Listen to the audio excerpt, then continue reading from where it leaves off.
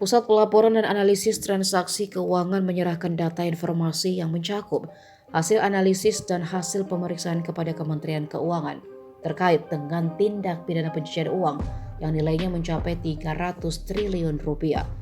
Data tersebut akhirnya diserahkan setelah Menteri Keuangan Sri Mulyani Indrawati meminta kepada PPATK untuk terbuka kepada Kementerian Keuangan terkait transaksi janggal tersebut.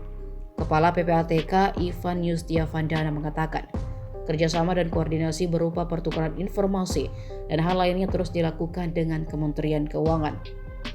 Lebih lanjut, Ivan menjelaskan, data yang diserahkan ke Kementerian Keuangan adalah merupakan daftar seluruh dokumen informasi, hasil analisis beserta jumlah nilai nominal yang terindikasi terkait dengan tindak pidana pencucian uang. Terkait dengan penanganan serta pemenuhan permintaan informasi dari kementerian, Ivan bilang merupakan prioritas PPATK saat ini dalam rangka mendukung penerimaan negara serta memperkuat akuntabilitas kinerja sebagai bendahara negara.